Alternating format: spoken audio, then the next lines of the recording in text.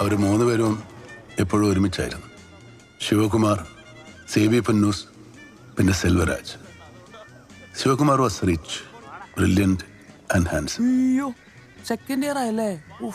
ഈ ഹോസ്കൽ ടീം മർമറ കേൾക്കുന്ന എങ്ങനെയാ ചേട്ടൻ പറഞ്ഞാട്ടോ. ഞാൻ വാർഡ് വന്നിട്ട് കാണും വൈകുന്നേരം. ഓ വേണ്ട പ്രൊഫസർ പറഞ്ഞു. എന്നാ പിന്നെ ബൈ.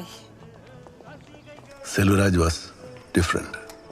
അവൻ തമിഴ്നാട്ടിൽ നിന്ന് MBBS ശരിക്കും പാസ്സായിട്ടുണ്ട് എന്ന് വരെ ഞങ്ങൾക്ക് ഇടയ്ക്ക് സംശയം തോന്നാറുണ്ടായിരുന്നു. Did I ask for bloody tea? Na ketnadi. Ha? Kalambe.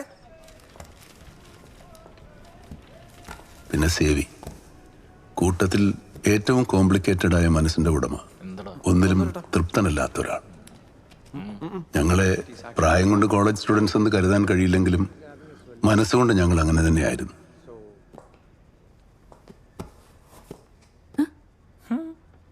സുജേ, എന്റെ പ്രണയത്തിന്റെ പനിനീർ പൂവുകൾ ചേർത്ത് വെച്ച വസന്തമാണ് നീ. കവിതയുടെ ആദ്യ 2 ലൈൻസ് കേട്ടിട്ട് സുജ ഒന്നും പറഞ്ഞില്ല. ഞാൻ എന്റെ കാൽവിരൽ കൊണ്ട് നിലത്തൊരു ചേന വരയ്ക്കായിരുന്നു ചേട്ടാ. ആണോ? അത് കഴിഞ്ഞില്ല.